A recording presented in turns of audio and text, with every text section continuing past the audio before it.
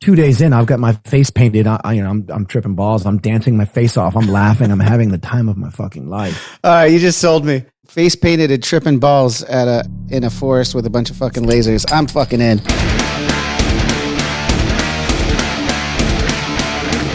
Hey everybody, I'm Johnny Christ, and this is Drinks with Johnny. Thank you guys so much for being here, tuning into another week as I bring you another episode, another great fun chat I'm sure we're about to have here. Just as a reminder, guys, make sure you subscribe, turn on the notifications, all that fun stuff. I know it gets repetitive. I don't like having to say it, but there's some people who still forget to do it. So go over and make sure you subscribe right here down below. Turn on your notifications. We're going to be hitting you guys up. And don't forget, if you're watching right here on YouTube, head over to anywhere you get your podcasts, literally anywhere you get your fucking podcasts, and you can find this episode. You know, you got commutes, you need your eyes for something else, go ahead and throw on the headphones, get about your day, and listen to the podcast at drinkswithjohnny.com. Everywhere. Easy stuff. Now that I got that shit out the way, it's everyone's favorite part to fast forward through. I'm here with a very awesome guest, someone I know you guys have been itching to have on the show for the last couple of years. I got Jesse Leach of Killswitch Engage, easy enough for me to say. Times of Grace, I started to say the next name before, and so much more. And now the Stoke The Fire podcast. Jesse, how the hell are you today, man? Yeah, I'm good. Thanks so much for having me on, man. It's definitely a pleasure. Awesome, man. Yeah, so it's super cool. Before we hit record and started rolling here, we were talking a little bit geeking out on your microphone there. You're what, like into like 15 or 16 episodes of this podcast now? Yeah, we've got more than that recorded too, which is great. We did a bunch of, pre-recording because I knew I had to go into rehearsals with Killswitch, and I got really busy for a couple weeks. So yeah, we've got a bunch of stuff, and I feel like every episode just continues to like reinstill hope in my faith in humanity. I've just had such great conversations and such eye-opening, I've had actual eureka moments that have shifted sort of the way I see things just from some of the conversations I've had. So it's been a total blessing. I'd say Stoke The Fire has really sort of helped get me through this past 16 months. My partner Matt is just such a positive dude, and I was actually a fan of his podcast. That's how we even linked up. He's got a podcast called Life in the Stocks that I've been listening to for about 4 years now. And I think he's great at what he does. And that's kind of how we connected. He had me on, and then we did a live Q&A thing in Birmingham. And from there we hung out, and we just became really fast friends. He's a great dude. He loves punk rock, and he's a positive guy. He's like my kind of people, man. So it's been a total blessing. Yeah. That's awesome, man. Yeah. I think, talking through these kind of shows is definitely therapeutic in a lot of ways. Has been for me. I've been doing it for a couple years now. And it's been awesome, but you touched upon a lot of what I want to get into there right off the bat. So let's parcel it out a little bit. When you start this podcast, when you meet Matt Stocks, you guys talk about it in your introduction of the show, of how you guys met. That's the first episode. And, it's really interesting. He was a journalist and a podcaster. You've done a bunch of interviews with him before, and you guys just, as you said, kind of clicked. And I guess my question there kind of doesn't really segue that well, but you're a singer, and as we talked about, you have rehearsals. You have to, this is your instrument right here for singing, and now it's going to be for speaking as well. And I know from my experience with a lot of different singers is there's vocal rest. You need to be able to rest it and stuff like that. So how are you going to manage the time between your talking voice and your singing voice, which to a lot of people that wouldn't understand, those are vastly two different things and can be counterintuitive to each other. Absolutely. Yeah. I'm going to do it sparingly on tour, obviously for connectivity issues, and who knows where we're going to be and how the Wi-Fi is going to be, and finding a quiet place to do it. Oh yeah. That's very difficult. Even when you're in a big, arena, it's still hard to find a quiet place. And we do press on the road anyway, so it's going to be interesting. I think for us though, we're just really going to plan ahead and try to, if we know we got, for example, our tour with Slipknot, September through November, we're going to record a bunch of episodes beforehand and just kind of take it as it comes. It's, we are supposed to do one a week. So, if I can knock out a bunch in August, that's the plan, hopefully stress free. But I'm going to bring my equipment just in case, because it's also one of those things too, where if you get an opportunity to interview somebody, you kind of don't want to pass it up. So if I can get an interview with someone from Slipknot or someone from Code Orange or Fever 333, I'm going to do it. So I'll have my equipment with me and we'll see. I mean, there might be days with Slipknot where there might be a room available where I could do that. So I'm just going to play it by ear. I'm not too concerned with it. The vocal wrestling definitely concerns me because I'm definitely one of those singers that needs rest. If we do 3 shows in a row on that 4th day, I'm like, I need to like chill. Yeah. It's hard for me to do 4 in a row. It's just because I use the false chord technique. I'm not a fry guy, you know, that the screamers who do that sort of like, I don't want to say fake, just that light screaming that everybody seems to be doing now. I try to do that. And I'm so old school. Like I just default back into my old voice. So it's rather hard for me to sing light, and I tend to get emotional on stage. So I'm a fragile little flower when it comes to my voice. But yeah, the speaking voice is a bit different. And what I love about it from my now years of training is finding the notes on my piano, which I have a piano behind me, and I'm constantly on the piano now with my voice. And I know where my scales are, my register. I know where my speaking note is. And as long as I get my head buzz going on, it's a whole bunch of stuff that goes into it, then I'm going to be safe, because it really does reduce the sort of wear and tear of the vocal folds. It's such a annoying, complicated instrument, but you know, it can do beautiful things if you treat it well. So I'm working on it, man. It's been 25 years and I'm still figuring out this stupid voice. Oh, dude. I mean, and you know, and unfortunately, not in a way, just unfortunately, a lot of singers like yourselves have had to go through those a lot. I mean, I know you had to have a vocal surgery in, what was it, like 2018, something like that. Yep. And then you guys in Killswitch did Atonement. You started touring with that. I imagine that was released in 2019. Did you guys have to cancel some shows and shit for that? Yeah, we were two shows in, and then a third day on a day off, and the entire tour got shut down. And you know, we'd already like planned for the whole thing. It was us Light the Torch and August Burns Red. It was, you know, looking good. Everything was just on the up and up, and that was going to be our official like headline tour for this album to promote it in the States. So it was definitely a huge setback, and it kind of made the record go away. You know, like we didn't really promote it. Nobody. So now when things get back to normal, people are asking for new music. We're like, no, we're going to promote the record we made that we never got to tour on. Yeah. Yeah, man. It was definitely hard at first, and we lost a lot of money, and it was a lot of frustrated people, and we were concerned for our crew. Oh yeah. You know, those guys lived check to check primarily. So long story short, thankfully we got one of those things, a PPP loan, and we were able to pay the guys and raise some funds with t-shirts and all that. But yeah, we made it through, man. It was difficult, but I'm not going to lie. There was definitely a small amount of time where I was transitioning. It got dark, and then I found my way. I found my peace. I found, you know, I'm sure you know, like when you finally stop touring, and I adjusted to home life, and now like I actually really enjoy being home. It's nice. Which is weird. No, I totally agree, man. Like, I mean, we've been off the road since 2018, I think was the last time I was out. And yeah, we went out, and I've been home for almost 4 years now. It will be 4 years before we ever do anything again. And as you said, you have to get used to being at home and that environment. It's completely different. It is, man. Yeah. Your voice sounds super muffled to me right now. Oh, I'm sorry. You know what's happening is this is my gardeners are here. I have a separate mic so that I'm recording externally here. Picking that up. It's picking this guy up to bring to you the webcam. It's not sounding like that on the podcast. I promise you that. Okay, perfect. Yeah. All right. As long as your listeners are good to go here. They're used to me having technical difficulties and fucking up the show. I started doing this show before I even knew what podcasts were. I just like started doing it, and then our director was like, you know, you can take the audio and do like this thing called podcasting with it. I was like, what the fuck is a podcast?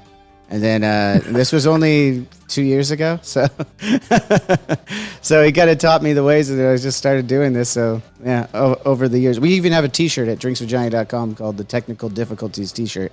Because when I'm especially during the pandemic, I started having to run everything myself. And I am not the guy to run everything myself when it comes to audio and video shit. Like maybe put me in a studio, I'll be okay. But this kind of shit, layman. So there's always problems. I'm with you, man. I'm with you. I feel like this pandemic made a lot of musicians turn into sort of learning the ropes on tech stuff. I'm definitely not a savvy person at all. I taught myself Logic to be able to continue to work and podcasting. But thankfully, the network we're on takes care of all the production side of things. I just sit and talk, which is great. But yeah, you kind of have to. It's like sink or swim. Like you got to adapt. A lot of my friends were like doing Zoom. Like, what the hell's Zoom? We never knew what Zoom was. I remember the first one. So telling me like, oh, we're gonna do a Zoom thing. What the hell is a Zoom? Dude, but think about how much money that company made, like having already been a company sitting there going like, why would anyone need Zoom? I mean, they got FaceTime for all this stuff. Everybody's got, Google, whatever's on their phone. Why would you ever need Zoom? And then that happened. They're like, there's a lot. Now it's a household name. Yeah. There's a lot of companies that benefited from this shit. But yeah, I mean, going back to what you're saying about the road and being home, yeah, this is a huge part of me that just, I love the routine of like, cutting my lawn and going to the grocery store and, sitting out my backyard and having a little cookout and not rushing to do an interview, not rushing because I am only home for 2 weeks. Yeah. So it's kind of bittersweet for me. Like I am looking forward to getting back to it, but I want more balance. I don't want to be out as much as I have been in the past 10 years. I think that's changed me for sure. I totally agree. I mean, real quick, how do you see this last year affecting your touring life moving forward, like your day to day? Like for me, I feel like I've learned a lot about myself in the same way that you have, that you're describing here. And I really want to take that with me on the road and have a different, maybe not completely go away from the way I was before on the road, but bring in some of these things, these normalcies, these productive things I could be doing during the day rather than just waiting around in a dressing room for, 10 o'clock at night to roll around. You know how that is. And, instead of having just that whole day of almost nothing going on, really, when you look back at it, just waiting for the show, like being able to have this productivity and this normalcy that I've learned over the last 4 years about myself at home. I guess I'm saying, how are you going to bring that, or have you thought about rather how you're going to tour after learning these things that you've learned over the last year and a half? Yeah, I started to, one of the things I started to do a while ago is bringing a bicycle with me and planning ahead of time, knowing the cities we're going to and finding the bike paths or just getting away for the day if I can, if I don't have press or sound check. Mm-hmm. That's been huge. So I'll definitely continue to cycle. I mean, just not even just for physical fitness, but for mental. It's just so nice to go away. I'll do stuff like park the bike in town and sightsee or go to a museum. Like I like those types of things when I'm on tour. As far as routine, I definitely plan on working on, I have a couple of electronic music projects I've been working on. So I'll probably be busy with music as well in my bunk. I'll literally just curl up in my bunk with my laptop and write electronic music.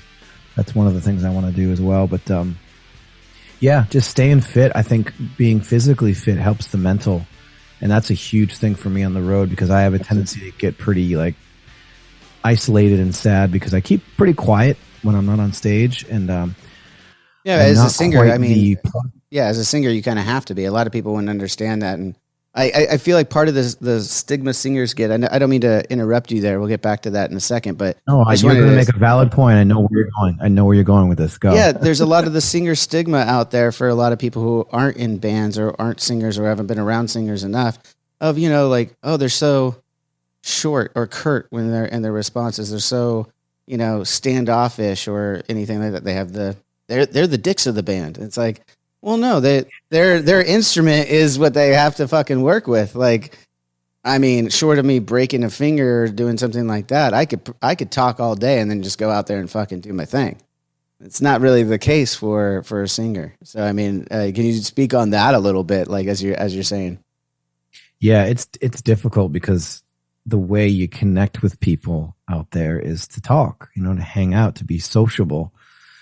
And I find myself apologizing pretty frequently to band members, crew members, opening bands.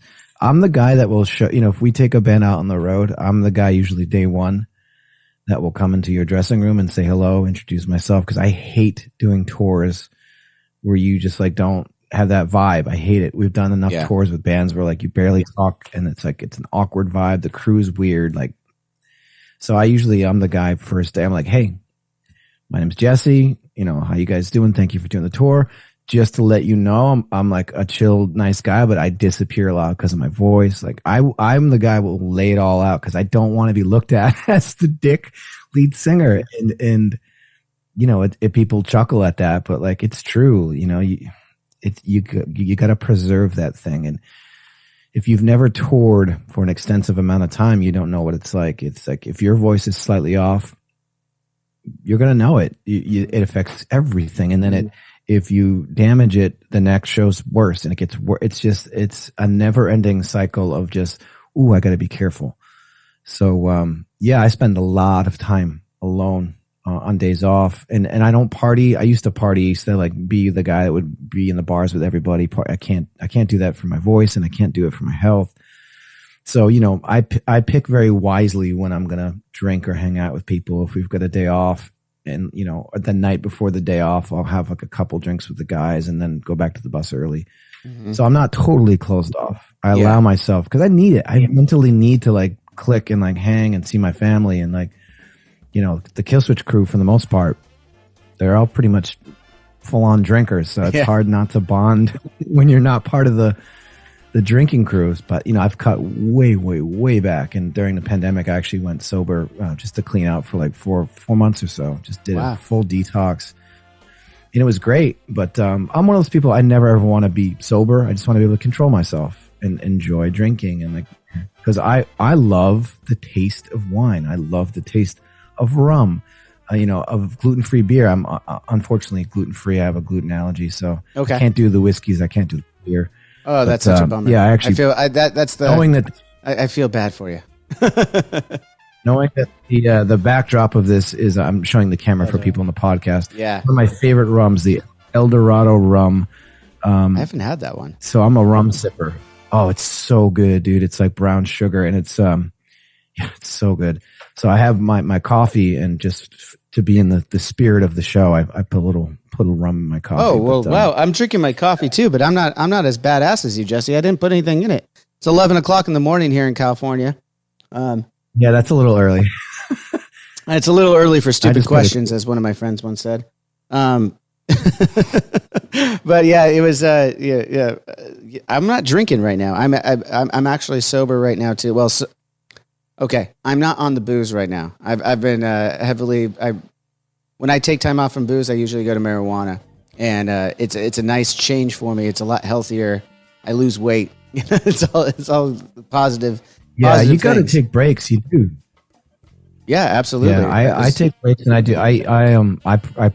Like my thing is mushrooms. I really enjoy microdosing mushrooms. You do the little chocolates. That's kind of my. Oh yeah, all that stuff. Yeah, but I got to be careful with the chocolates though, because they tend to make them pretty strong. Yeah. I love, that's probably my favorite shit in the world. I live in the Catskill Mountains, and down the street, like I can walk out my door, take a right, and in 2 minutes I'm in a mountain stream, like a beautiful river you can swim in, surrounded by the forest. So my thing is I'll microdose and go to the river. Like that's my favorite shit in the world. Dude, I'm doing it tomorrow.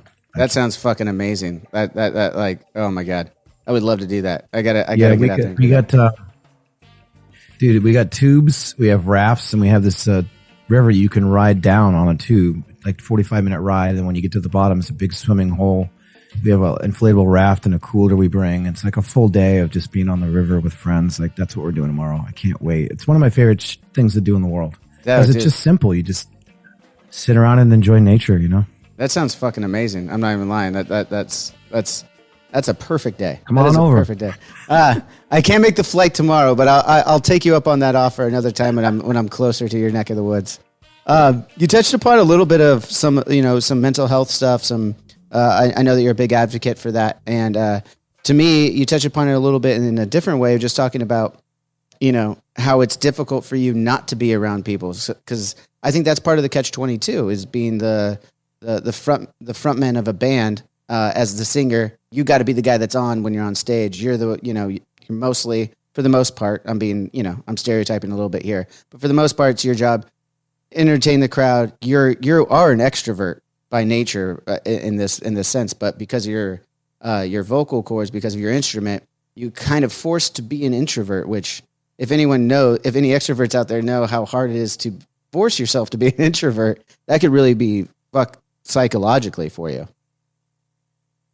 It is, but I've kind of embraced it because, especially when you're on tour, days alone when you can be quiet, that's beautiful. That is true. There are days when there would be like a day off in a hotel, and I'm like, I text everybody and I'm like, don't even bother. I'm not leaving my hotel room today. Like, I'm just not doing it. I'm just gonna fucking watch movies all day and just hang out. You need to do that, dude, especially as you get older. Like, you have to have those recharge days. That's what we call them, like, yeah. Just nap, eat and nap. Like, that's the day. It's fine. But yeah, for me, I guess I've just learned how to do it, and I really enjoy being alone. But, as you're saying, catch 22 is if I'm alone too much, it gets to me. I get sad. I get depressed. I get mopey. And then people are like, what the hell's your problem? So I've learned to sort of strike that balance of like, I'll disappear. And then when I need it, I literally will walk into the front lounge, because on our bus, it's like back lounge is for horror movies, the reggae people, the punk rockers. Front lounge is for sports, for watching, funny movies and being loud. And the drinking crew are listening to like shitty 80s music. Like, we have our two separate lounges. I'm usually in the back because I love the mellow. We call it the what does Josh call it? It's called the dub lounge. So that's okay. Like I have to interrupt you again. I'm trying not to do this too many times, but you just mentioned Joshy, and I knew that. And we talked about the crew. Yeah, we talked about the crew there for a second when we were talking about the pandemic. It's pretty funny that you mentioned him real quick, because Joshy was out. He was doing bass teching for a hot second, and then he was doing guitar tech for us. Jordan Coopersmith, and now Joshy's doing production managing for you guys, right? Mm-hmm. Yeah, Josh is one of the guys I hang out with. He's part of my crew. It's me, the bass player, Mike, are usually the three guys that are like all about horror movies and reggae music, and that, going out to eat, because I'm not vegan, but I'm pretty much vegan. I still eat fish, but we're the difficult guys to go out to eat with, so we kind of stick together when it comes to that. But yeah, Josh is great, man. He's the production manager. He's more than that, though. He's like a visionary. He sets up our stages. He's just he's kind of the pirate. We call him the captain, because he's just very old school in the way he sees things. So he's still got the awesome mustache. Like the Sailor Jerry. No, he doesn't have the mustache anymore. No, but he's still got the lovely Rod Stewart hair. Okay, well, that's fantastic. That's fantastic. I don't know about you guys, but through boredom and touring and stuff, we always like to, you give each other shit in a loving way about their look and stuff, or you're just enamored. I mean, sometimes, I don't know about you, you'll get a new crew member and he shows up and you're just like, you look at him and there's something about, there's a quality. They always have a quality that sets them apart. And for us, like when I met Josh, he was that big ass fucking mustache. I was like, this guy's awesome. I don't even need to know him much more than past that mustache. Yeah, he's a character. If you were to describe people, like, and I say this all the time, people always talk about road dogs. Like, he's an actual true road dog. Like, he's an old pirate. He's a salty dog. I love him. He's grumpy. Don't mess with his shit. But if you stay on his good side, he can be your best friend, and he's a fucking hard worker, and he's just a great dude. He's kind of the heart and soul of our band. I don't know if we could tour the way we do without him, because he's one of those guys that, like, if a job needs to be done and someone's slacking, he picks up the slack. He does it all, and he's got excellent taste in music. It's actually why we actually have a project together called The Weapon. It's like a hardcore punk band. And him and I have very similar tastes when it comes to music and punk rock and reggae. Like, I'm a huge Clash fan. They're probably one of my favorite bands in the world. So anyone who can dig the Clash or the Bad Brains, and we both have the same PMA tattoo as well. He's my brother, man. I love him. He's one of those magical people that, I always think of that movie Almost Famous, how they made the road look so magical. Like, Josh would be one of those guys that you would want to meet in that movie, because he can just tell you stories, and you just got this sort of like romanticism about the road, calling the bus a ship and it's a she, and make your bunk a certain way. He's got a bottle of Sailor Jerry underneath his pillow. Like, he's just a fucking pirate. I love that dude. No, he's awesome. I'm glad you brought up. So do you remember what is the back lounge called, where you guys are watching horror movies and listening to reggae? The Dub Lounge, yeah, or the or the horror movie. What are some of the? So I've talked to Joshy enough, and from researching you, which is also really funny. Let's just talk about this real quick. We've done a lot of festivals together over the years, but we've never actually like talked, which is fucking weird to me. That it goes back to like that whole thing of like, well, festivals are different. Around. Exactly. Well, also though, festivals are different for those, like when we're on we've never done a proper tour together or anything like that. But like a festival, you're in and out kind of, there's so many different bands. You'll run into some of your friends in different bands. You'll say hi to them. It's rare that you really kind of meet new people on one-off festivals, not like a whole tour of festivals, obviously. But it's just right. Yeah. Usually catering is the place you might see each other. That's about it. Totally. Well, we did 3 shows opening for you guys. I don't remember what tour it was. But on day 1, Matt came in the dressing room area with his kid and started chatting to me, and I'm like, it didn't register who he was, because I had just woken up. Well, and in your defense too, like he and the rest of us don't necessarily look like we do normally when we're on stage and in no, that's mode. 100% what it was, dude.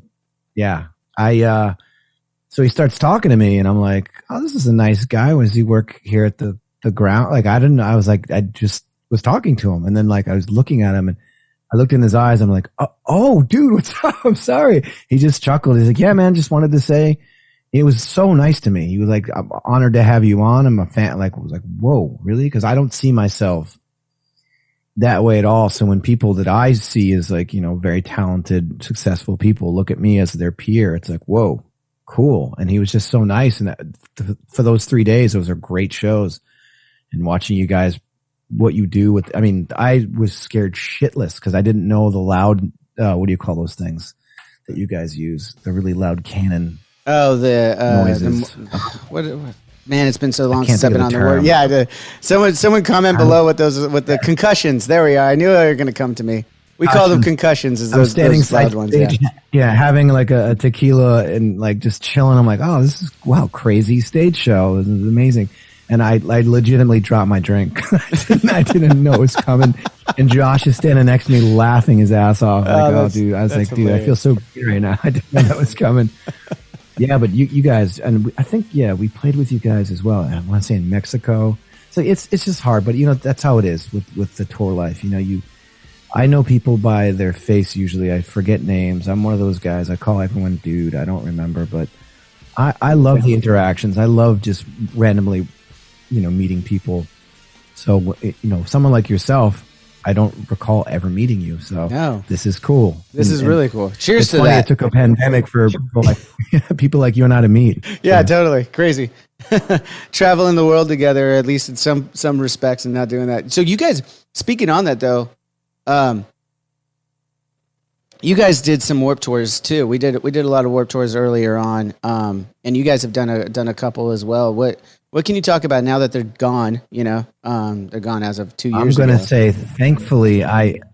say thankfully I didn't do any Warped Tours. Oh, was that while you were? Oh, okay. Is that why you were not part of the band? Okay. Oh, I escaped the camp. I escaped because I've heard so many stories about how rough that kind of is to do that tour. You got to be young and sort of have a certain mindset to do 3 months in a parking lot. That's rough. I don't know if I would want to do Warped Tour. Well, at least for the rest of the guys, for Adam and the rest of the guys, they were probably on a bus at that point. At least we did it the first 2 or 3 years we did it was in a van, driving ourselves with a trailer. But we were super young, so it was great. And so here, I always consider those my college years. We learned how to be on the road very fast and very real. Like at a very early time. Yeah, that's the brutal van and trailer tours, dude. I'm not gonna lie, I don't miss that shit at all. I mean, there's magical moments for sure, but the actual being in the van and traveling that way is not part of the magic moments. It's like just the not giving a fuck with your friends. That part is cool. Yes, and being able to stop when you like, oh, let's pull over here. This looks cool. Like that stuff is cool, but yeah, you know, especially being a singer, it's just a horrible way. Especially if you're not sleeping well, you're sharing hotel rooms. Like I had so many memories of just being in one room together. You know, I was in a band called Seamless for 6 years, touring, you know, van and trailer, and sharing a hotel room where all of us would get into the room. 2 to a bed on each side, someone in the middle, and then wherever you can fit, just lay down and go to bed. And yeah, that shit sucks, man. Yeah, it's not all the glory. It's not all the glory that people think it is, you know? Even on a tour bus, it's not fabulous unless you do have a toilet that can, you know, process shit, because you're constantly holding your shit and sniffing people's farts. Like it's just it's not fun. Yeah, that part. Yeah. Luckily we've gotten to a point where we have the grinders, as they say, on the buses. I know. I admired the shit out of your tour buses. You guys have like really nice tour buses. Yeah. Oh, damn. All right. These are like limos and shit. Yeah. Those just came in the last 1 or 2 cycles, to be honest. Like those were a new thing for us, and who knows what the next tour is going to look like. We don't even know when it's going to be or anything like that. But you guys are getting started, as we talked about a second ago in the Knotfest tours, Knotfest Roadshow. You guys are going to be out in November. Was it September to November? Yeah, so late September into early November. So 6 weeks in total, which will be an interesting. That's right about my my limit. Right around 4.5 weeks, I start to burn out. So it should. Oh, so everyone on those last dates. So if you're on those last dates, if you've got tickets to those last dates, assholes, you're gonna see a tired old man. No, thankfully, the way that the Slipknot tour is laid out, there's no 4 in a row shows, and I'm like, that's perfect for me. Like that's my sweet spot. 3 shows, day off. Couple shows, day off. If we do 4 in a row, that's when I'm like, oof, tired. It's hard. Oh, yeah. You know, and everybody's different. I know my sweet spot, and it's 3 in a row and a day off. I can't do the 4. I hate it. It's just, we did it with Lamb of God, and I was like fried. Yeah. Yeah. Well, I saw you had Randy from Lamb of God on your guys' Stoke the Fire podcast. I haven't listened to that episode yet. I got to be honest. I ain't going to sit here and fake the funk. I haven't gone through all the episodes yet. No, dude, it's all good. But you that was a really great episode. So you, so far, as you say, you just kind of started this a few months ago. Are you kind of starting with bringing in, friends that you've met throughout the years as guests? Is that where you're starting? Do you think that's how it's always going to be, or do you see yourself starting to bring in some guests that you wouldn't normally cross paths with or anything like that, and just get to know them on a different level? Yeah, it's definitely between Matt and I, who we know right now, and then we've actually brought on listeners as well. So we have people who write in to an email address, which is stokethefirepod@gmail.com, and Matt and I, mostly Matt, goes through all the emails, and we've had, our first guest ever was a priest named Maximus, who worked alongside Lorraine and Ed Warren, who made famous the movies The Conjuring, Annabelle, and The Nun. Yeah. So our first episode guest is with this guy who's done exorcism. So we jumped off with a listener. So that kind of was, we realized that's important. So we'll have people that you'll know. We'll have musicians. We want to have more like, diversity, actors, chefs, bartenders, like people that work in the industry. There's no real rules to it, but we're just getting started. So it's people that I know, people that Matt knows, listener guests, and then we're getting ready for a push to extend to bigger names, to people that we admire. We have like a dream list, so we're working with a PR company to see who we can actually get on. I've got some lofty guests I would love to have on, but it all depends who says yes and then who doesn't have time for us. And it's interesting. We've already reached out to some people, and you kind of get the no of people just like, the podcast isn't big enough, and I get it. it. I'm very much the same way with my time. So I would love to get to a point where, people look at our podcast and go, "Ooh, they're different. That's cool. Would love to go on there." So we're working on it. And when things go back to being fully functional, the plan is to take our podcast on the road and do a full road trip and get into people's houses, actually sit around an actual fire, and talk with people. So we very much, not only are we inspired to do the podcast, but Anthony Bourdain is one of my favorite people, heroes. Rest in peace. I've heard you talk about his inspiration to you, and as you said, you're going to take this on the road. Is that do you see yourself going in? You said houses. Do you see yourself going into different establishments and talking to the proprietors of these places and that kind of thing? Just taking it on the road with you and maybe putting it a little bit of homage to Anthony in your own way? I would love to. I'd love to, go to an old bar in like New Orleans and talk about the history and, interview some people who are, practitioners of voodoo. Like just for example, that's one thing we've already talked about is setting up shop in New Orleans for a few days and gathering around a fire and seeing who we can reach and book ahead of time. So when we roll into New Orleans, we've got a little bit of a travel show. So go to an old school restaurant, like go on a ghost tour. I don't care. There's no rules. We just want to, engage people. The whole premise of the podcast is, finding a common ground. The idea of when you lit a fire, I mean, you do it now. It doesn't matter where you are. If you're at a party or you have a gathering and someone lights a fire out in the backyard around a fire pit, people gather around and then they start talking and hanging out or playing. It is. So that's the whole idea, is like create an environment where people are comfortable to just talk about whatever, whether it's, ghost stories and exorcisms, or talking about their childhood trauma, or talking about getting sober, or talk about that time that, they were suicidal and why they're not anymore. Matt and I just love the idea of creating a safe platform for people to be themselves and to talk about whatever it is. Our most recent episode is from Life of Agony. And she talks about her transition. She talks about her views on the world and politics and aliens. And like, she goes off for 2 hours. It's incredible. And it's one of those things too, like we're not editing or censoring it. So if you've got an opinion that is controversial, if you say something that might offend somebody, we're going to leave it in because we're not censoring people. We're allowing people to talk and then pick apart that discussion and see why that person thinks that way, why they feel that way. Mm-hmm. And I think to me, that's super important, especially with the times we're living in now, for people to actually be able to have a conversation and not an argument. Because I feel like arguments are everywhere. Everywhere you look, people are arguing, and I'm so fucking tired of it.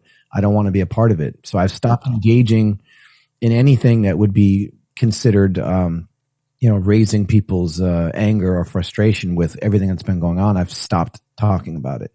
And now I use my social media as a platform for like inclusivity. I just want people to feel welcome and happy and have conversations and like find out why this person thinks that way. You might get a better understanding on your own point of view. So it's a continuing, evolving thing that I'm super happy to be a part of. That's really cool. Yeah. I mean, much of what you described is kind of why I started doing this show too. I mean, you say, yours is around a fire. Conversations happen. People congregate around fires. Drinks, although I'm not drinking right now. Did you say you actually put rum in that, right? Yes. Okay, I'm gonna grab a beer in a second because I'm not gonna let you drink alone. That's not what we do here on this show. I'm gonna grab a beer here in a second.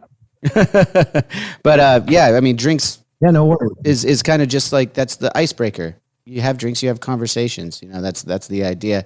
And, much as I hope you're learning today, if you didn't know before, that's kind of what this show is. We like to just talk about whatever comes up when a guest sits down with me. It's whatever we want to talk about.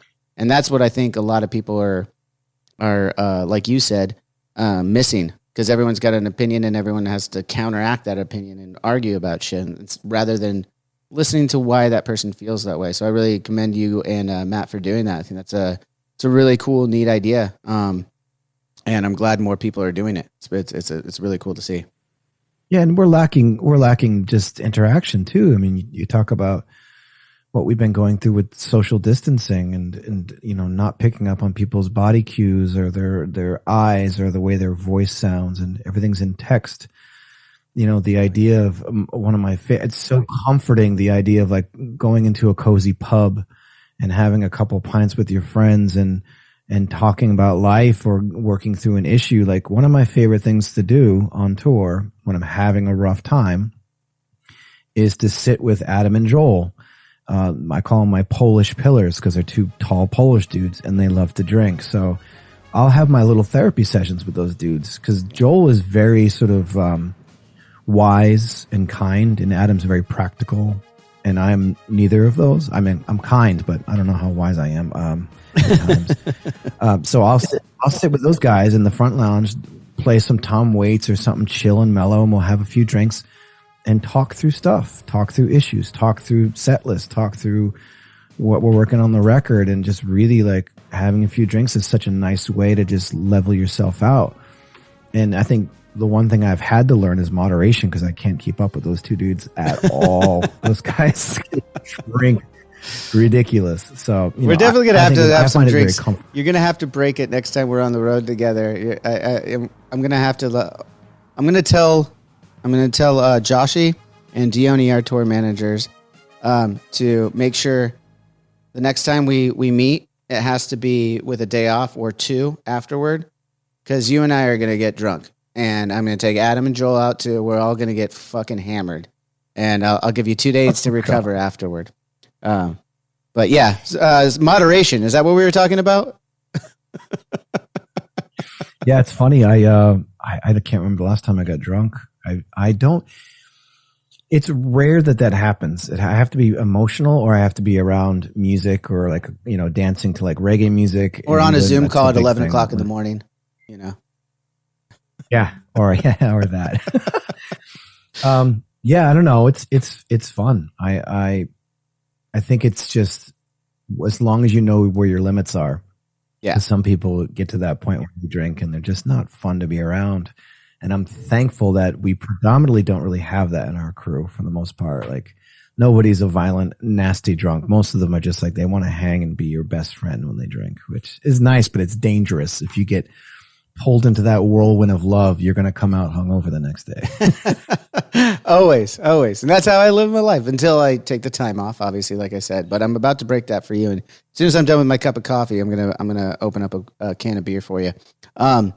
I'm a bad influence on you. You're a terrible influence, Jesse. This is all you. You know, it's funny. My wife, I've been with her forever, and she always, when we first started dating, she's like, "Well, you can't hang out with so and so." It's like, "Oh, if you're going to, you just let me know so I can prepare for it."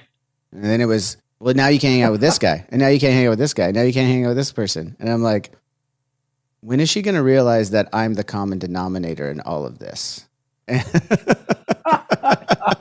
Yes. It's not them, it's me giving that energy. It was always fun for me to see that. And then, yeah.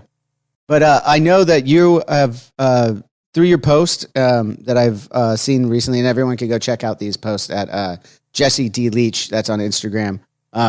Easy enough to find. We'll put a graphic up here for it too. You're in a very healthy relationship right now. As it seems, according to your post. You can correct me if I'm wrong there in a second. But the Times of Grace, interesting title to this side project that's, over a decade old now, between you and Adam. I heard you talking on your own podcast about it, how it seems you guys kind of have an ongoing joke that seems every time you guys go to do a new record or a new part of this project, it's always in despair. There's always something going on, like whether it was Adam when he was writing these songs originally back in 2010 for the original record, and with his after having that terrible back trauma, to this album where you guys were writing it a few years ago. You started in 2016, the ideas and just kind of demoing stuff out, and then shortly after you go through a divorce of a marriage that lasted 18 years, which is a very long time, obviously.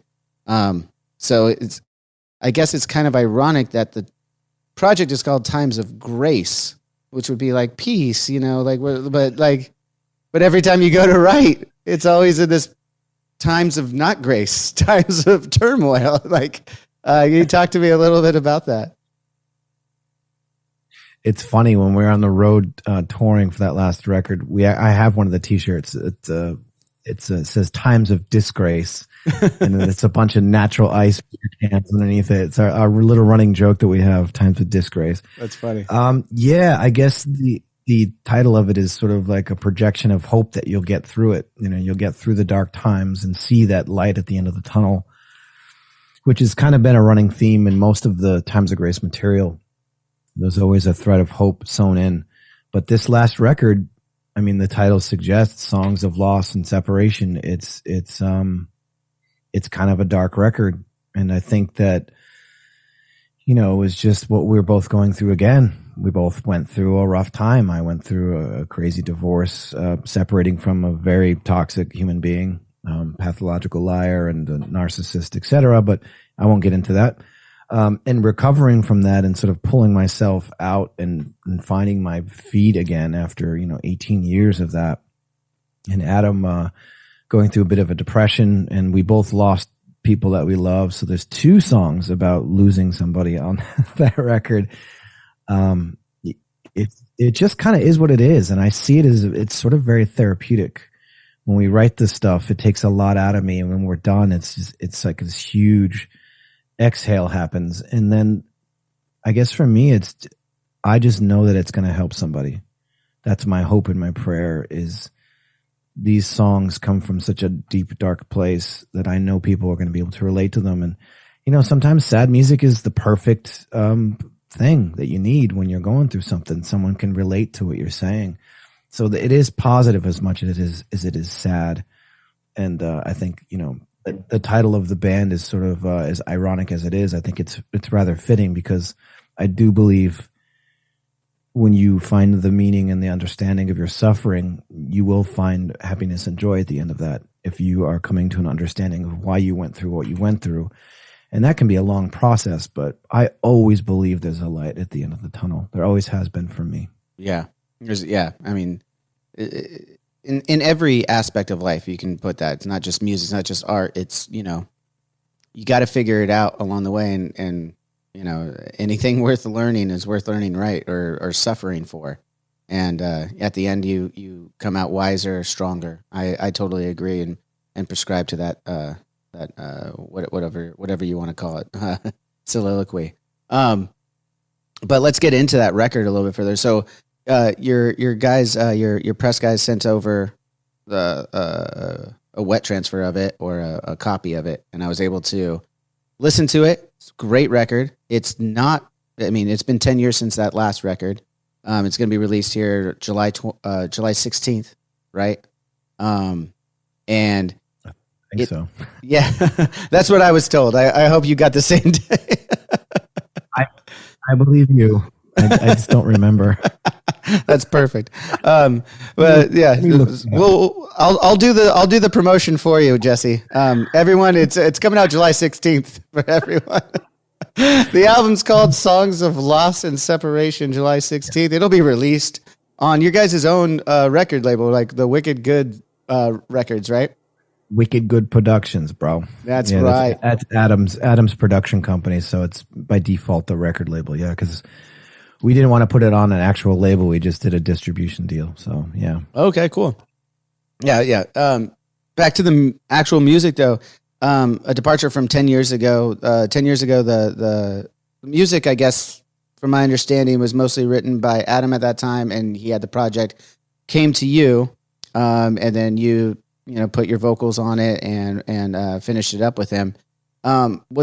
And then you guys started working on this one, and like we said, in 2016. Is this record more of a collaboration musically as well?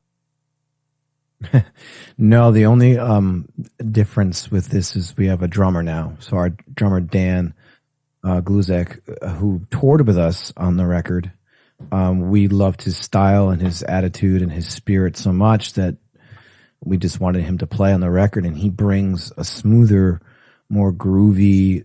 He's got a lot of finesse as a drummer. He comes from more of indie rock, R&B kind of stuff. So I think it just gives such a different element to the drums. But other than that, it's all Adam. Guitars, bass, piano, organ, whatever is on that record is Adam fully. And I would say this record is less of a collaboration because Adam really had to take the lead on some of these songs because I didn't have the wherewithal, because I was going through a very rough time. And my inspiration was running dry. I was drinking a lot. I wasn't working on the project in between tours. I was just getting numb and losing myself. So that made way for Adam to take lead vocals on like 3 or 4 songs and write the lyrics. And then I would write him lyrics and not remember. I mean, I was in a rough place. And one of the songs that made the record, I wrote all the lyrics and don't recall writing them at all. And some of the darkest lyrics I've ever written in my life, and sent them to Adam, and then Adam sings the song. So I wrote these crazy dark. Which song was that? What the hell's the name of it? Here we go. I don't remember the names of Oh, no, songs. no. I'm the same way, dude. People ask me questions about song titles or albums or when something came out. I'm like, I don't even remember fucking being a part of that song. Hold on, I'll tell you in a second. I'm looking at my Dropbox here. That's beautiful.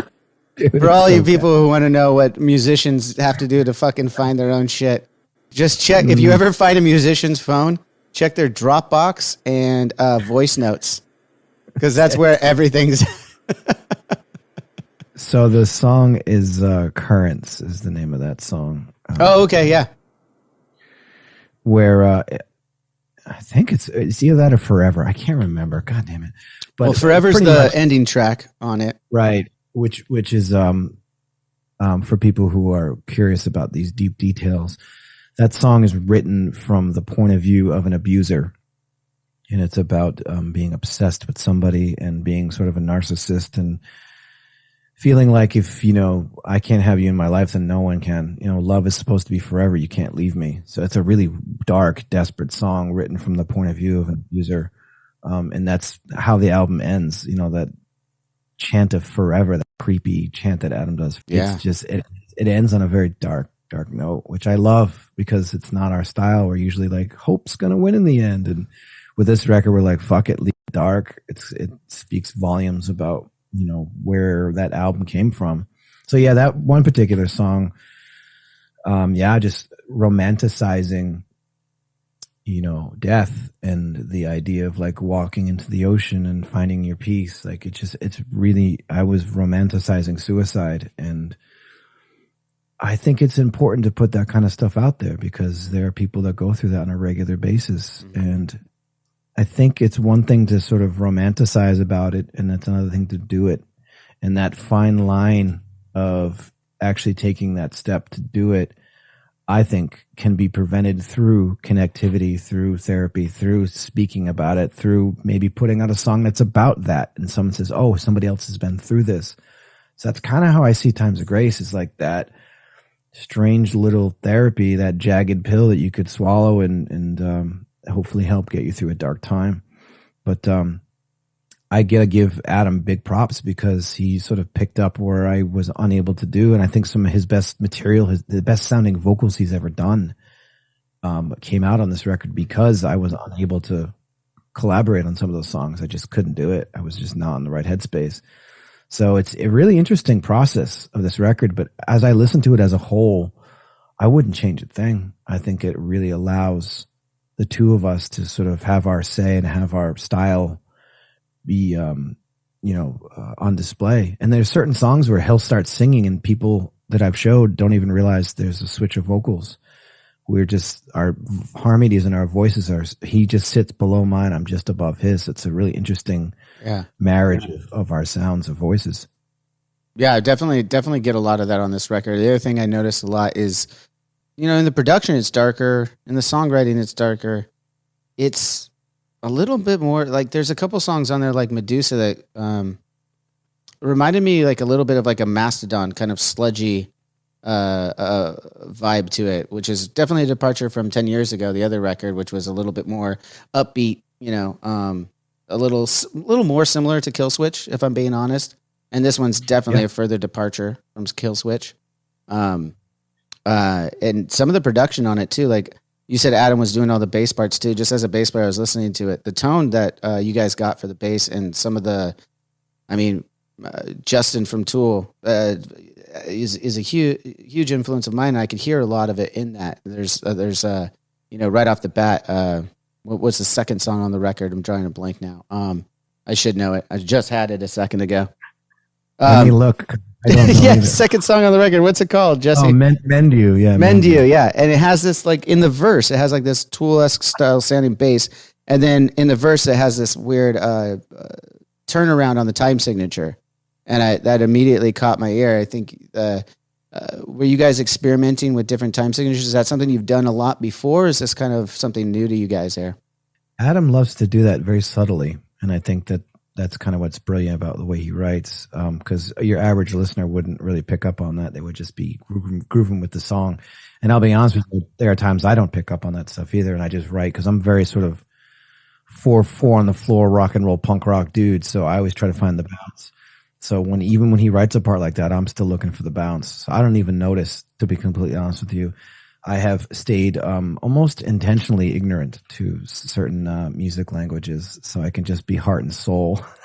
So hey, that's a great position to be in, especially as for I'm kind of the same way as a bass player of Avenged Sevenfold. I'm more me and Zachy pretty much the meat and potatoes kind of punk rocker kind of dudes in the band that are more about feel and are self-taught, didn't really do any of the studying and stuff. We just kind of play what we feel, right? And I got none of that shit.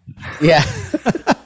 I think that's kind of, that makes sense. Back to, stories of Joshy and the pub lounge and stuff. You mentioned some of your punk rock influences. Yours are obviously going to be more the East Coast hardcore punk rock, right? A lot of the bands you mentioned before. Well, you said Clash, obviously, doesn't fall into that as one of your all-time favorites.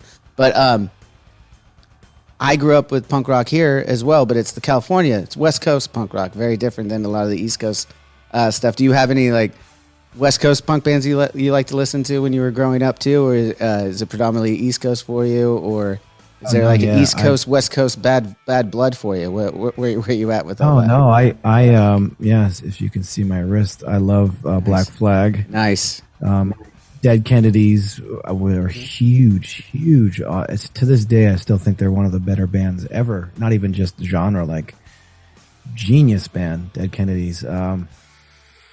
Let's see, who else would I throw in that category? Descendants. Descendants are from over there, yeah? Yeah, absolutely. One of my it's so hard when you get into that top 5 of your favorites in a genre. Who do you leave out of the top 5? It's impossible. I think Descendants always has to be in the top 5 for me. Brilliant band.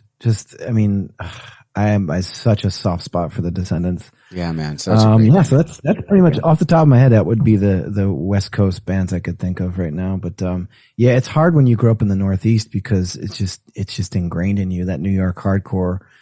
That meat, you can talk about meat and potatoes, Agnostic Front, Cro-Mags, Sick of It All. Like that's the shit that like raised me. Those dudes who are now friends, which is so crazy to like call them friends. That's the shit that like I didn't relate to the metal as much. I was there. I obviously loved Metallica and Anthrax, because they were huge when I was growing up in the 80s. But something about punk just hit me different. I don't know what it was. There's a vibe to it. There's a culture behind it, and then the people that I met that were into punk rock, they were my tribe. It just hit me a certain way. And then, later on the metal seeped in and, that's where the sort of the crossover stuff started for us. And that's how Killswitch came about. But yeah, punk is just kind of everything. And it's funny, even with Times of Grace, there's still, as artistic and as I love that you picked up on like the slower, more sort of Mastodon-y or, I would even say Corrosion and Conformity. Yeah, absolutely. Seeped in their influences. There's still a spirit in me that regardless of what style of music I do, I'm still a punk. There's still a part of me that like, and I think it comes out on this particular record on more of the spoken word parts. In Medusa, the spoken word part. There's a song called Far From Heavenless where I'm doing a spoken word part. And the more of the talking, yelling, hardcore thing, I still inject that in, even with the band like Times of Grace, because I can't help it. It just conveys an urgency that you just don't get from not doing that style of vocal, like being a hardcore punk kid. Like it's never going to go away. I could probably do a reggae project and I would still find a way to put punk in there because I can't help it. part of my DNA. I've heard some great punk reggae. I mean, I think you mentioned it before on your other podcast. Is Op Ivy shit. I mean, gotta love some Op Ivy. I mean, God. Yeah.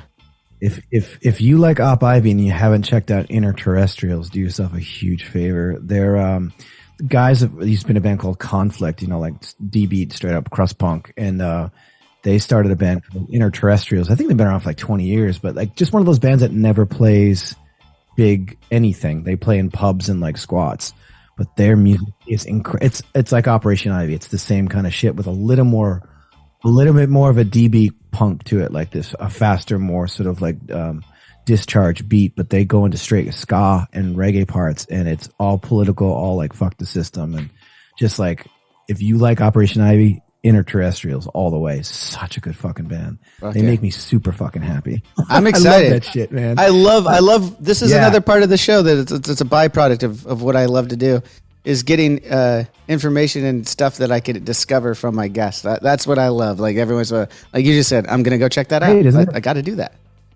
Yeah, that's the kind of shit that makes me feel like I'm a teenager again. Like discovering new music. Like it's something that I really, and that's why I was DJing so much. For the past 10 years, like any opportunity I get, whether it's an after show or I've done DJ tours on my own, where I'll go and just like play stuff that people know, and then I'll, like to Killswitch fans, and then I'll play like obscure shit. I'll play old school Helmet, and people are like, who the fuck is this? Or like, I loved Helmet. Melvin's, like shit that most of our young fans might not know. So I love sharing music. It's super fun. And as a matter of fact, on Friday, I'm DJing here in Woodstock, where I live, and I'm doing a predominantly EDM, lounge, dubstep, trip hop set. Like super excited, and I'm looking forward to those moments where people are going to come up and be like, "Who is this?" And I'm like, "Yes." When we see each other, when we see each other in person again, you're going to have to fill me in a little bit on this EDM dubstep stuff. I know a little bit. I'm very on the outskirts of it, but I need someone to sit down with me and explain it and show it to me so I could really. Because I get, it's a new art form that I just haven't wrapped my head around complete. I mean, it's not even new anymore. God, I'm showing my age. But like, it's something I need to ingratiate myself with a little bit more, I think. So two things. One, I'm not that knowledgeable and I'm fairly new to it. I'll get to that in 1 second. But going back to the Clash, Joe Strummer, there's a documentary about his last days. It's in between him coming from the Clash, getting into the Mescaleros. And Joe Strummer, who is just this legend, is going to electronic festivals, and you can see it in the documentary, and he's trying to figure out, like, what are the kids into? Like, he still wants his finger on the pulse of what's happening. And I kind of see myself that way too. I'm old, I'm stuck in my ways, but, because of my relationship with my girlfriend, who's 10 years younger than me, she's a super, super dubstep EDM head. And when I first met her, it's all she talked about. She just like this music. And I'm like, in my mind, I'm like, I just hear noises when I hear the word dubstep. I'm like, ugh, what is this? It sounds like a bunch of machines, like robots. I don't get it. So long story short, cause I love her. I fell in love with her. I wanted to know like, what makes her tick. And she started showing me these incredible DJs, like the cream of the crop. With any genre of music, you're going to get DJs that are like, meh, that's okay. And then the ones who do it right, you're like, whoa. And it clicked.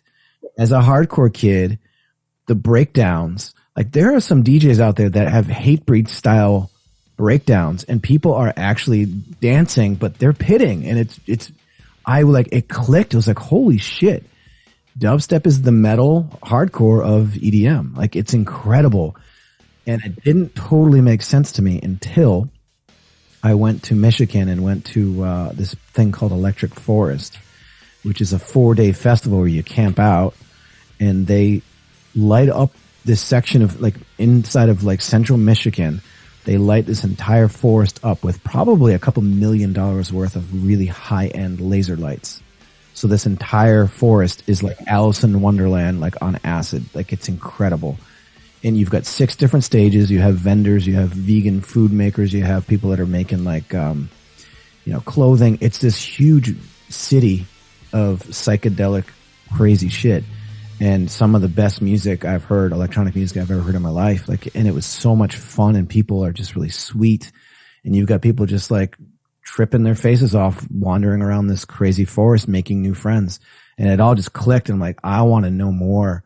So since then, I've really done a deep dive into not just dubstep, but like EDM in general and some of the more obscure stuff. I'm not talking about your typical like fist pumping, like none of that. Like the genre is so vast, just like metal, just like anything. There's so many subgenres, and if you get into the good stuff, it's so fucking good, man. I listen to it a lot now, like a whole subgenre called chill step, which is like trip hop mixed with dubstep, and it's mellow and it's like soothing, and the vocals when they do come in are very calm, and the beats are just huge. And so dubstep comes from reggae dub. Mm-hmm. So a lot of the songs are in the same time signature as reggae. And I fucking love reggae. I can dance to reggae. It's the one style of music. If someone puts reggae on, I'm not ashamed. I will get up and dance. I can dance to reggae. And dubstep has the same feeling, the same BPMs. So I'm at this festival, and I thought I'd be standing around like old guy, like this is weird.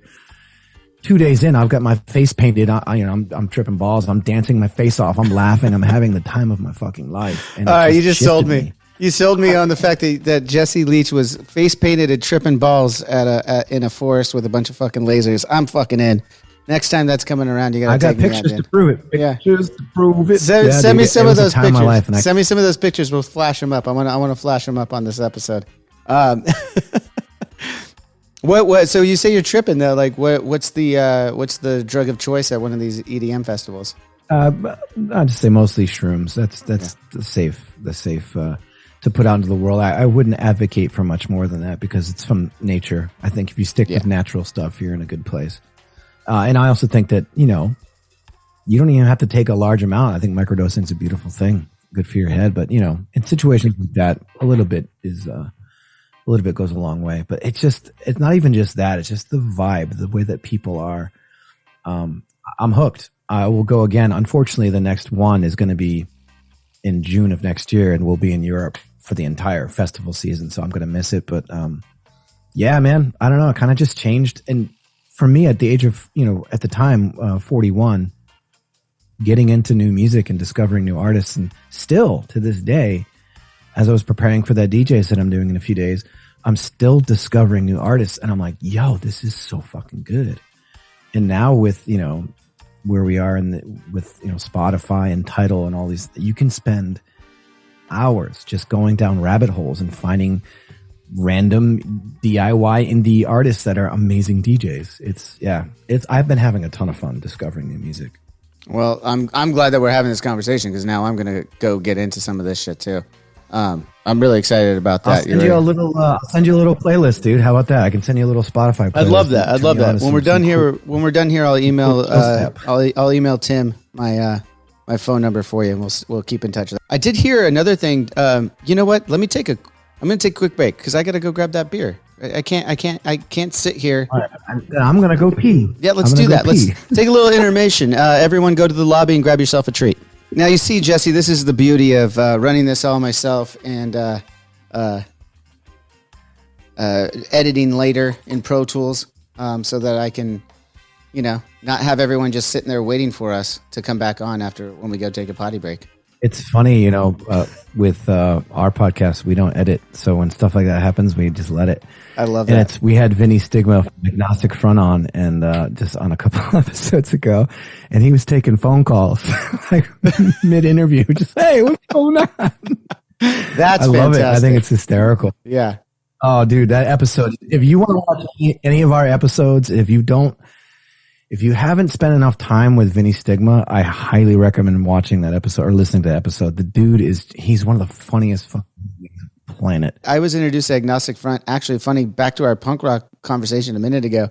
It was on one of those collaborations, but from a record label out here on the West Coast. I saw Agnostic Front on there, and I was like, and I'm listening to you remember those the days before playlists where you'd have the record label that put out a CD with a couple songs from each band on. Oh yeah, it. the samplers. CD samplers. Yeah, the CD samplers.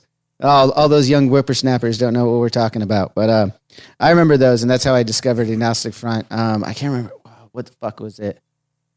There was a fucking song on there. I can't remember now, but yeah, massive fan. They're fucking so cool, like that yelling. that was kind of the only stuff. Funny, we'll get into a little bit of how I discovered Killswitch here, and this will kind of segue into it. That punk rock, hardcore, that East Coast yelling that you're talking about, that still comes out in your music. It obviously influences you a lot. I didn't have a lot of exposure to that. When I first listened to punk, it was all the West Coast skater punk stuff. So I didn't discover the East Coast stuff till I had already been on that side. So I was very melodic punk, very, very like great melodies, everything like that. And then the raw emotion of the East Coast punk, hardcore punk, I hadn't listened to until I was about like 16 years old, something like that. Whereas the rest was like 12 years old. And somewhere in between that, there was a bunch of my buddies I was more of a metalhead from, like you said, Metallica, Anthrax, Megadeth, metal that was in the 80s before the screaming thing was happening towards the end of the 90s and stuff. So I was really into that kind of music, and some of my buddies that were putting together different metal bands were like, oh, you got to listen to this band. I was like, man, I can't get into that screaming shit. Like, there's no melody. I'm just not into it, man. And I was a purist about it for a long time. And then one of my buddies was like, here's this record, Alive or Just Breathing. And it was Killswitch Engage, Alive or Just Breathing. And I listened to that, and I was like, oh, okay, I could get into that. There was a way of your screaming that still had a melodic pattern to it. There was still, and it's still very soothing to listen to. It wasn't so like I'm just screaming for no reason. There's no actual emotion behind the scream. It's just that's what the song calls for, and that's what was driving me nuts with some of the bands, a lot of the other bands that they were showing. But that record, Last Serenade, I listened to like for the first time. At the time, I was listening to a lot of emo, so I was like, oh, this is right along par with that. But then it's got the metal and the punk that I really love, and that record I listened to that summer for like it was on repeat all the time. And I think I was like junior in high school when that came out. Isn't that crazy? It's funny you mentioned emo because oh yeah, all right, hang on, let me do a little quick refill here so we can be official. Yeah. I know you're unfortunately gluten free, so you won't be able to try this. I'll have to make a gluten free version of this. This is actually our Drinks with Johnny IPA. Oh, right on, man. That's awesome. Yeah, weren't you talking about that with Zane Lamprey on that last episode? I think you were. Yeah, I was. Yeah, I remember you talking. Yeah. By the way, just real quick again about that. Like Zane just like entertained me for so many years of my life, and I still rewatch all his shit. And he's like a total goofball, but I just love when I saw that he was on your show. I was like, that's so cool. So I had to listen to it this morning. I didn't get through the whole thing, but I love that you had him on. The guy's awesome. I don't care what anyone says. He's like. There's something about him. I don't know. I want to hang out with that dude, but I think it'd be dangerous too because he's definitely a heavy hitter with drinking. Oh yeah. Oh well. So it was brief. I went out and went to. He's doing a brewery tour right now where he does this comedy and goes to different breweries. And he was out here in Orange County not too long ago. Just on Friday, actually, I went and saw him and said, "Hey, we didn't get to hang out for too long. He's obviously in show mode, saying to everybody, but." I was able to say hi, but we've talked about it. We've texted back and forth. We're definitely going to have a drinking session back and forth. Because like you, I was a fan. I found him on 3 Sheets randomly when he was doing 3 Sheets probably 15 years ago. And I was like, this is fucking awesome. I love this guy. I used to watch that show every night when I would make dinner after work when I was, working a regular job many years ago. Yeah, the dude's awesome. So yeah, I just had to say that again, but I don't want to lose the point I was making. Because I'm like all over the place with you now. But cheers, first of all. Cheers. Yes, this is the shit show that is Drinks with Johnny. Thanks again, Jesse, for being on here. This is what we do. We you see. Luckily, you have Matt. You have Matt Stocks, who's a journalist who kind of reins it around. I'm just the asshole. It's just like, hey, let's just talk around. He reels me in. Yeah, let's just let it go. Yeah. And everyone listening is like, I know, are they gonna get back to that? It's like in the back of my mind. Exactly. It's always in the back of my mind. I'm like, did we finish that? No, we didn't. So with the Alive or Just Breathing, I love that you mentioned emo because I was super into DC hardcore and like Discord Records and what is now called proto emo. Bands like Sunny Day Real Estate or Hoover or Fugazi.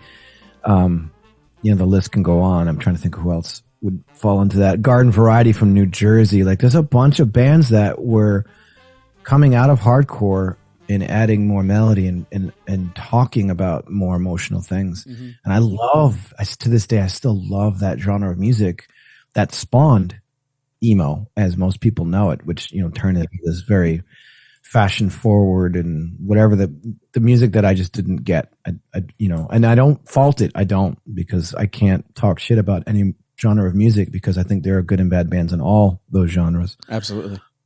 But for me, as an old school guy, like, the DC scene just spoke to me. So when you hear stuff on My Last Serenade or, Rise Inside, the melody that does come in is very much directly influenced by the DC, proto emo, whatever, indie hardcore scene that had these great bands that were just doing such different stuff, that they wore their heart on their sleeves. And to this day, that some of that Jawbox is another band I absolutely love from that era.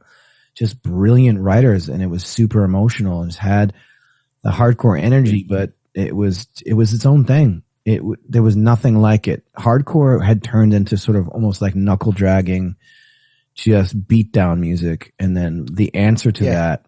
When every measure is a breakdown, it kind of loses the impact of a breakdown, right? Yeah, I just lost interest in so much, and I was just gravitated towards DC hardcore and reggae music. And believe it or not, another element that I can't not mention that made Alive or Just Breathing what it is. I was a huge fan, still am a huge fan of European sort of melodic gothic metal bands like Edge of Sanity, My Dying Bride, Anathema.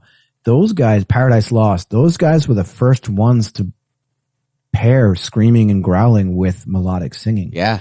That whole genre of music, I was obsessed, and still, like, Edge of Sanity is one of my all-time favorite metal bands. Crimson is a 45-minute song. It's one song. It's 45 minutes. And I think it's an absolute masterpiece. Dan Swano, who was the main writer and producer, is actually responsible for producing the early Opeth stuff. So he's kind of the godfather of that whole scene. So you take European sort of goth melodic death metal, DC emo, reggae, and hip hop, and that's where I was coming from for Alive or Just Breathing, and somehow it just ended up being that way. It's just it fucking worked. It worked for me and many other people. I mean, that was a record that, like, to me, solidified that. I don't even want to call it a genre, because it was like you just described. It's kind of a mix of so many genres. It's just like, you take a little bit from everything and create this new thing. But I mean, at the time, you guys were kind of right in the thick of it, or at the very front of what would come for the next 6 years after that with a lot of bands. So I thought that was a really cool thing. And our label, they may not admit this, but at the time they were really pushing for us to do more new metal. I remember seeing it in an email, NU with the umlaut, NU, like Motorhead, new metal. And I remember seeing that term and being like, I don't even know what the fuck that means. What does this mean? And I started seeing metalcore, and all of us, like, we didn't make that shit up. Like, we weren't go, oh, we're metalcore or we're this. And people consider us to be, one of the quote unquote godfathers of the scene. And it's such a joke, because these terms they're made up by, like, journalists. They're made up by people that work at a desk at a record label. They're like, we need to figure out how to market this. Like, so to me, I always just chuckle when I hear metalcore. And to this day, I'm like, well, what the fuck is metalcore? Like, what is it really? If you really boil it down to what it is, it's such a mixture of things. And now you've got a band that can be considered metalcore put up against Killswitch, and they sound completely different. Yeah. And I don't get it. I can't own that term. To me, it's so funny. I mean, even a term like new metal, I'm sure a band like, I've even heard this from Chino, the Deftones. Like, they were originally called new metal, and they rose above it. They're not, you can't call them new metal. They're the Deftones. They're not this one thing. Oh, I love that you touched upon that, because believe it or not, for all you watchers and listeners right now, I do read the comments down here. So if you comment down below, I'll read it. One of the last ones I did, though, was I forget who I was talking about. I just remember the comment. I was talking to someone about metalcore, and I was pretty much the same sentiments you just said about it. It's like, I don't know where that name came from. I don't know why we were lumped into that, whatever. Like, that's just not who we are. Like, we just pull, like you just described, from all these different inspirations and genres and everything, whatever you want to call it. And we're just ourselves, and this is the music that we want to put out. And someone in the comments is like, I like how he didn't acknowledge that he's part of a metalcore band, even though they're one of the godfathers of it, you know, like you just said. And I'm like, because I've never felt that way. Like, I don't know what metalcore really even fucking is. Like, what is that? Like, it's not, I thought we were just doing new music that had inspirations from some of my favorite punk and metal bands and fucking, you know, other shit like Oingo Boingo and bringing Mr. Bungle and a bunch of other wacky shit that we like to listen to too. You know, it's like, it's just Avenged, you know, like you said, it's just Killswitch, you know, that's why, you know, thankfully you're at the point where, you know, so you can say Avenged and people are like, oh yeah, I know Avenged Sevenfold. But yeah, it's a marketing ploy. That's all it is. It's really just to sell records. And it wasn't the musicians that were like, this is us. Like, that's not usually how that works. It might happen in hip hop that way because they really own their subgenres. But I know with a lot of musicians, we don't give a shit. Like, throw around that term if you got to sell a record. But nowadays, you don't even have to really sell records anymore. Yeah, that definitely doesn't exist. Sell streams. It's semantics, you know. And I think my hope is too with Killswitch, and I've really pushed hard to add more diversity, to add the quiet parts, to add like just I want to be seen as a metal band. I don't care about genres. I don't care. Or subgenres, even worse. Yeah. And we definitely have a formulaic way of doing things, but I would love to break that mold. I really would. I push for it a lot, but it's hard when you're a sort of a quote unquote legacy band and things are the way they are for a reason. And I'm always that guy pushing like, let's try this, let's try that. And you know, the general consensus is, all right, Jesse, calm down, calm down. So for me, jumping back into Times of Grace or even talking about The Weapon, it's so nice for me to have outlets outside of Killswitch. Yeah. Where Times of Grace can spread our wings and become, you know, I think this record is more rock and heavy metal than it is metalcore. Like there's still elements of it for sure.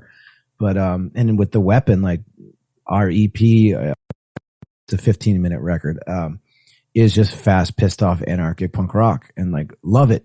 It's so much fun to do that and to be able to like go outside of what is my main thing, you know, Killswitch. It gets fatiguing to do the same thing over and over again. So mark my words, with the next Killswitch record, I'm going to push really hard to just break the mold. Let's do something different, you know, bring more solos in. I miss band, like Adam and Joel solo so well, and they do like these little small solos to fill like in between the bridge. I'm like, why are you guys not solo? Oh, I don't want to show off. No, it's metal. Like, so I'm gonna ask for more solos in this next record. Just remind him it's not always about showing off. You could have like just vibe, man. I mean, fuck, dude, Slash, you know, a very talented technical guitar player, but he's more known for his note choice in Guns N' Roses solos than anything. I mean, he's not the virtuoso. He's not a Steve Vai. He's not an Eddie Van Halen. He's fucking Slash. All the style, all the right note choices. It's not about showing off when it comes to a guitar player or a lead like that. Yeah, some of my favorite guitar players are vibe guitar players. I love holding that note, the way you bend it. Like, that's beautiful. Mm-hmm. Textures.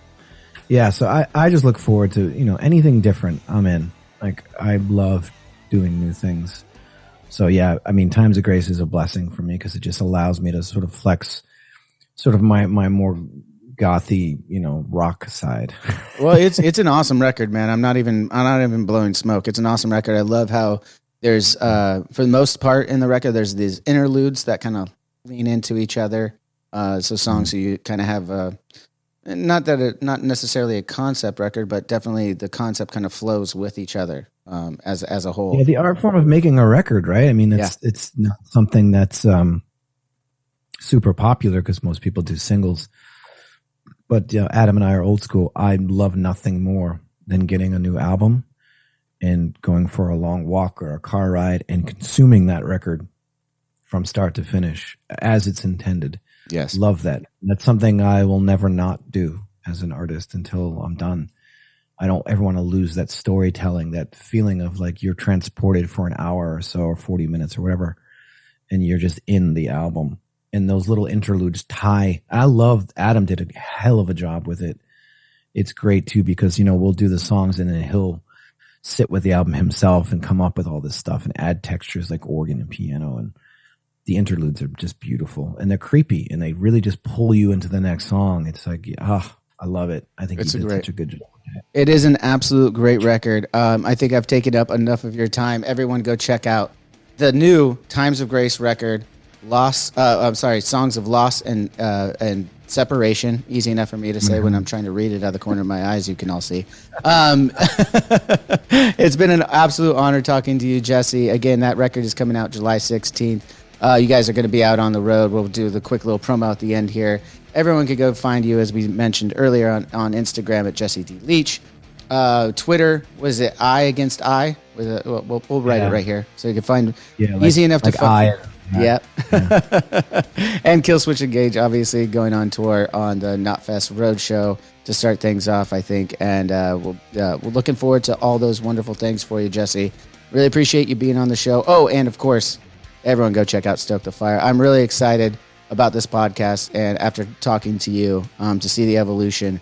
I know we've gone through some evolution here, so I'm really excited to see how you guys adapt as you're learning what the show is going to entail for yourself. So I really think that's cool. Thanks, man. It felt like I was just hanging out with an old friend, so I really enjoyed it, man. Appreciate it. Absolutely, man. All right, cheers, everybody.